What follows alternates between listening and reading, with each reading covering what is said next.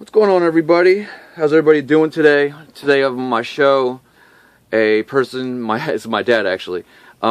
He was a mayor of his town. He was a policeman, a chief of his fire department in his town. Hey, Dad, how many people were in the town? I forget. What's the It's good to talk to you tonight, and I will tell you this: that regarding that question, we had 15,000, between 25 up to 25,000, and that's at nighttime.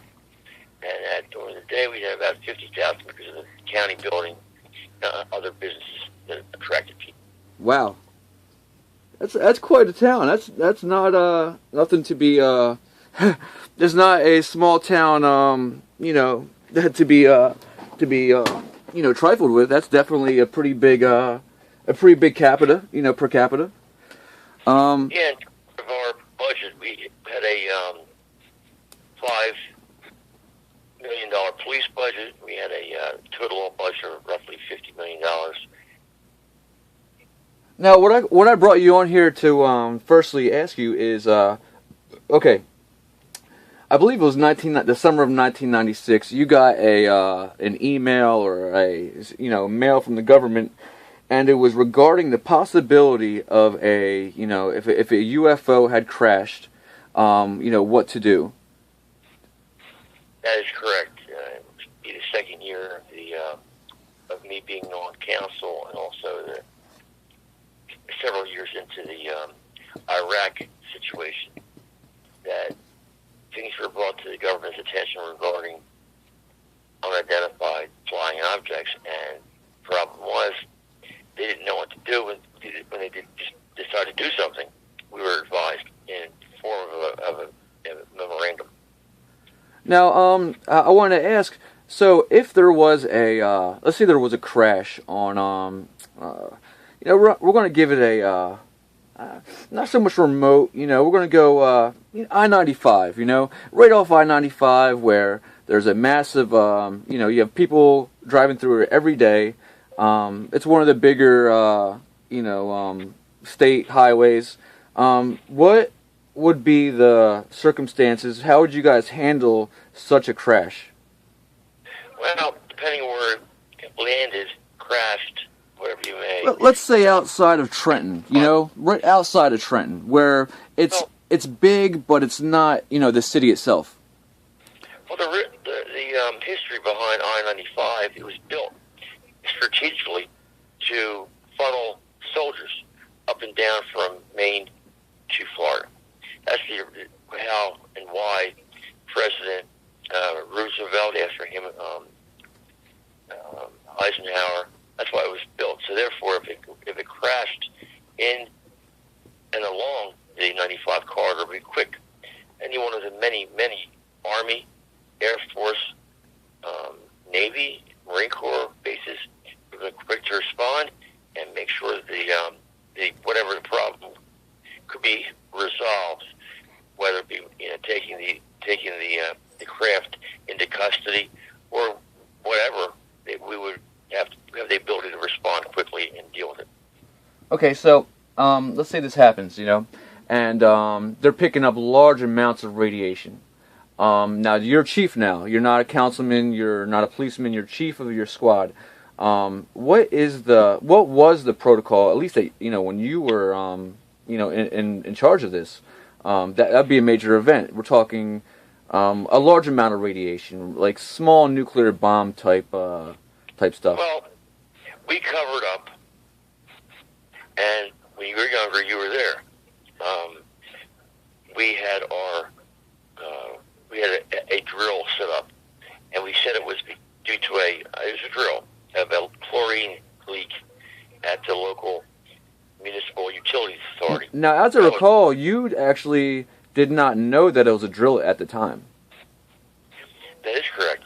Okay. And I handled it as I would if it had been, in fact, a alien craft. You actually had got a lot of flack for this. This was a big thing. I remember people were really upset at the way that you, in fact, wanted to handle it. You actually called your guys back to save lives, you tried to disband the fire company and tell them, this is an environment we do not know. Go ahead and tell the people, how this went down.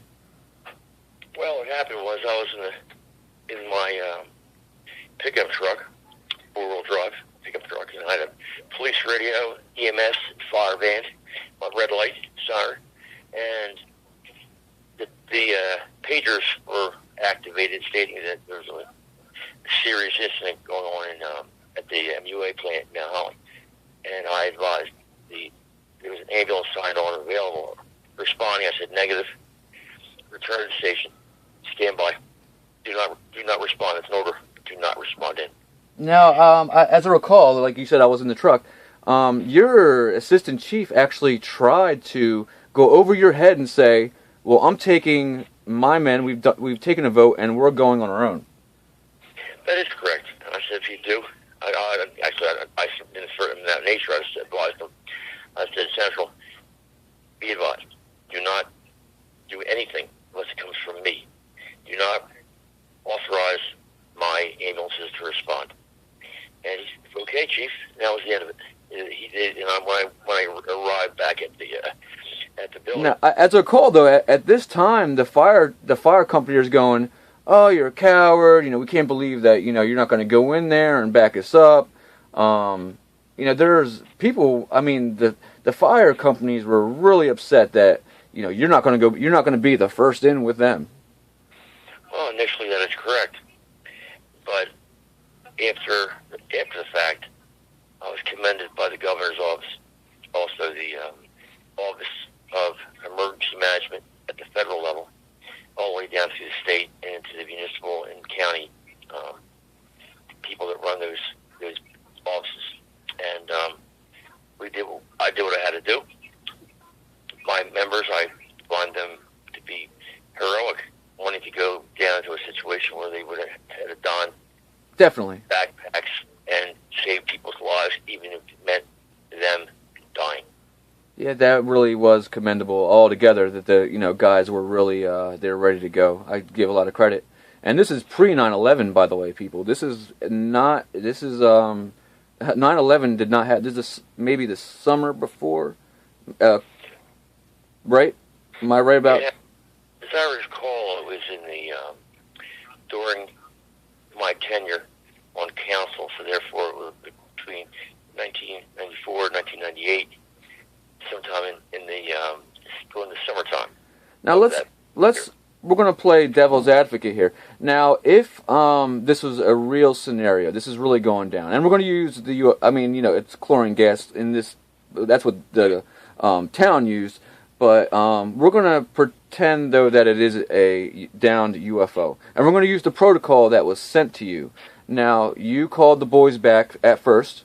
Now, what happens next? What happens next is the fact we do is the fire department has the means of having more and trained personnel with the SCOT self-contained breathing apparatus to go in, determine what, where, and how things are going to be handled, advise Central Dispatch and the Department of Emergency Management. Right. And then they would advise me. Now, okay, now, do you need to send out a NEST team, which is, a NEST team is who comes out when there's a nuclear, biological, attack of some sort, or, in this case, it'd be UFO downing. Now, would you be waiting on a NEST team, or would you have the guys, or would the chief of the fire department have his guys go in without that? That would be totally up to the chief. I wouldn't want to second guess him, but I know, talking regarding me, I am not going to risk my people. If there are already 3 people down, that's how they call it out. There were 3 men that were possibly dead, definitely injured. I'm not going to risk people that are healthy and take my station out of the grid because of the irresponsibilities of anyone's actions. Okay, now, okay, let's just say for I mean, this is not fun. This is a real. We're taking this as it actually happened. Now you're going to be in the shoes of a police officer of the town that this is happening in. Now, how in that aspect does that lay out? Now, what is the community police office going to do? Whether it's sheriff or police themselves. They would respond. They would deal with it as a situation that was unknown, undetermined, and they would wait for advice from the county, state, or federal government.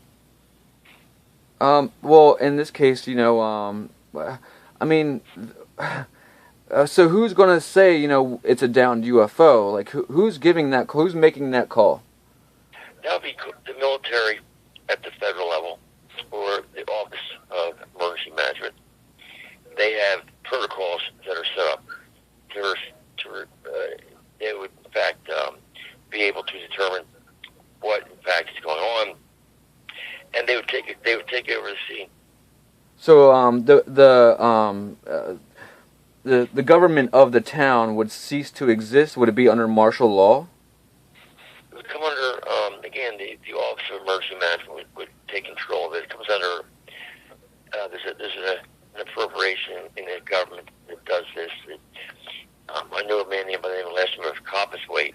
He was in charge he's from the area of Mount Holly, but he works in Trenton. But his boss was the President of the United States. And that's where the authority is from, under the President. They can authorize their authority to do what's necessary to be done. Now, okay. With that being said, you're close enough now where we are. We're close enough to Trenton, Philadelphia, and really New York, to where if this did happen, we're talking about major news agencies that are right down the street. I mean, I hate to ask this, but who calls them off? Is that a state police? Is that the military? It would go one step at a time. So hypothetically, if I were the first one there, I'd have control of the incident. Now, if the county Office of Emergency Management got there, they would take it over. If the state got there, they would take it over. So if the feds got there, they would handle it. Well, in this case, the feds are right across the bridge, 20 minutes away from where we live. Now, let's pretend that's the route that happened. Let's just say that a mayor got on the phone and said, "Yeah, we have a real UFO downing in our area." What is the next step? How's that? Are those people that are in that town now? Are they systematically made to stay in their town so everybody is debriefed, or how? To answer that question, the question is yes. Wow. Yes. They would be forcibly disallowed from getting within, I believe it's a quarter of a mile to the incident. So, what I would instruct as a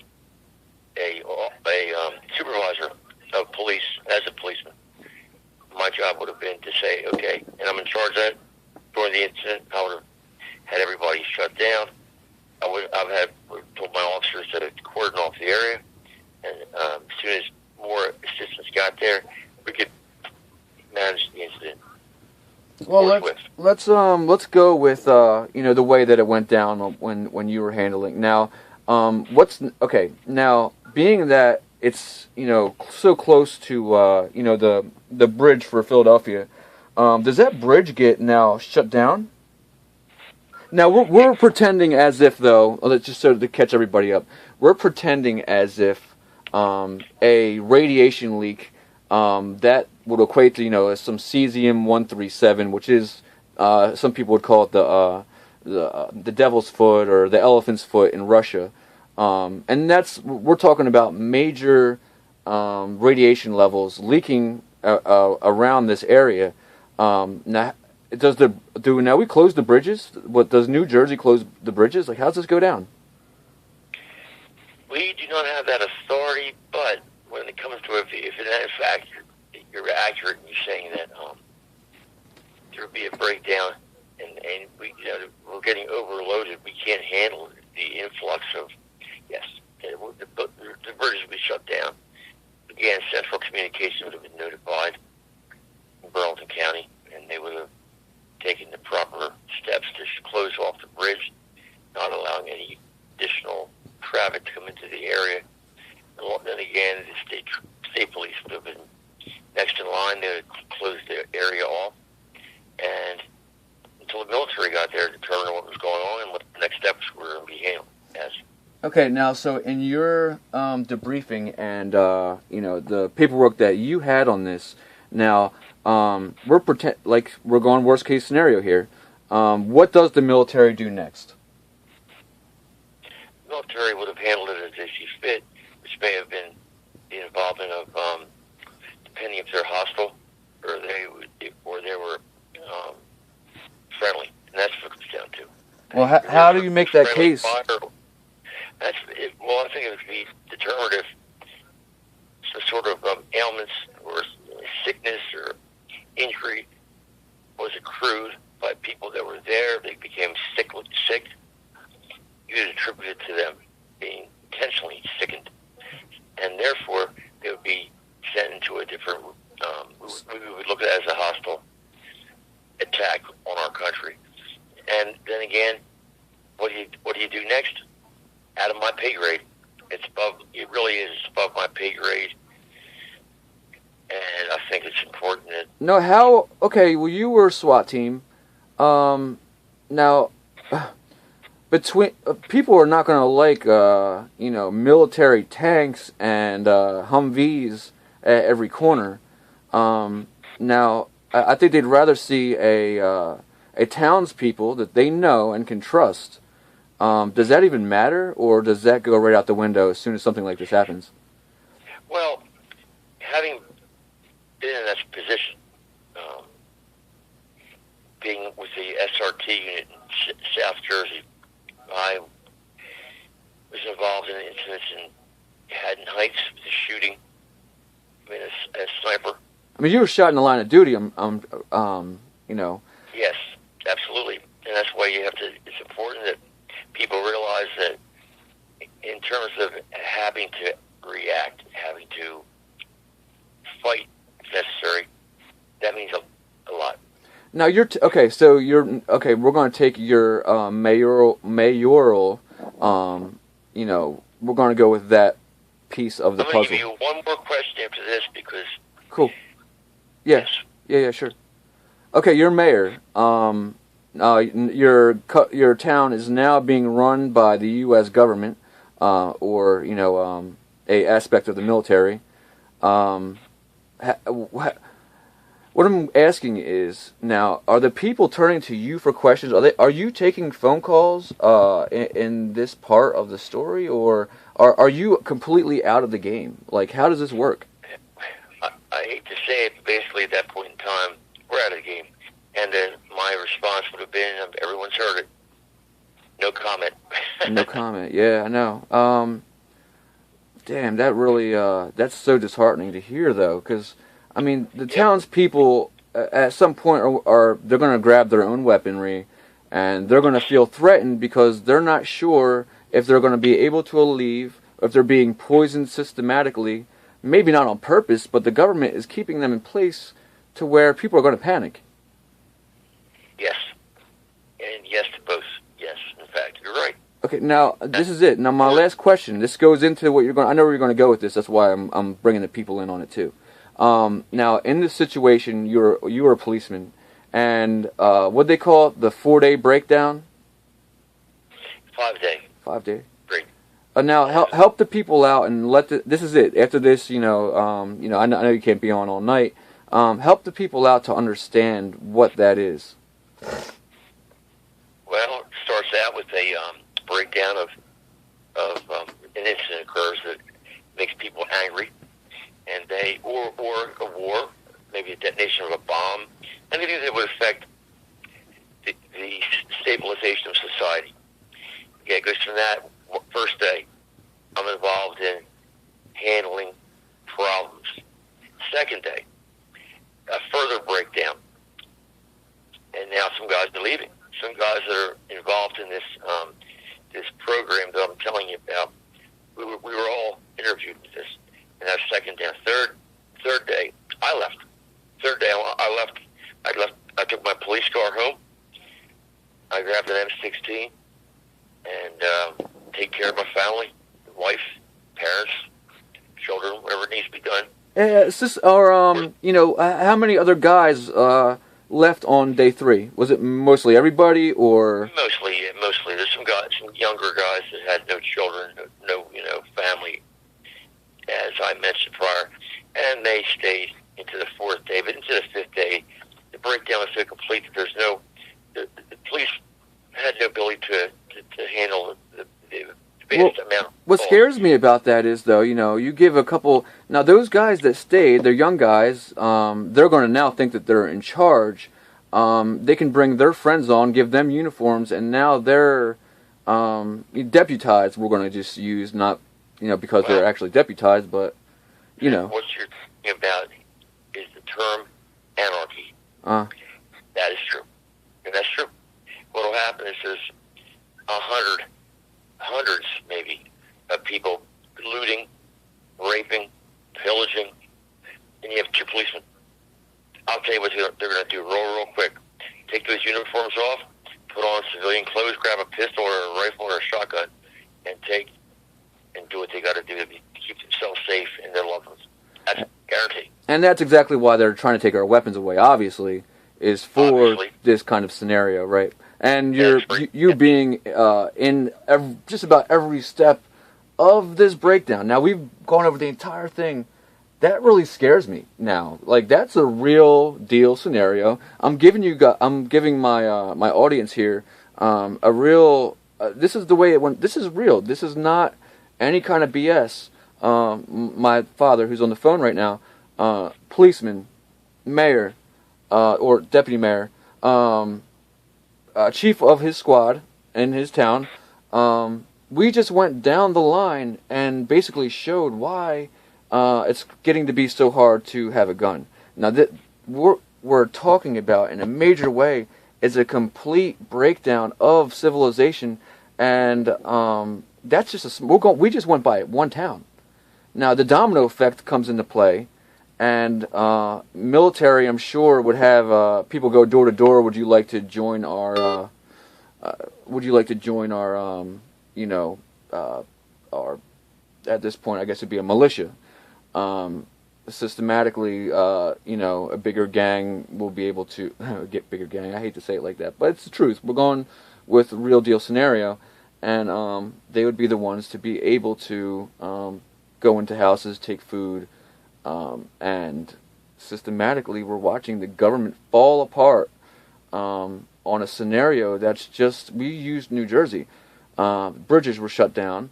North Jersey's bridges would obviously be shut down. Anything into South Jersey would be closed off. And South Jersey, it's a lot of farmland. There's a lot of land that would be uncontested, and people would be able to walk across the farm to get to be wherever they need to go.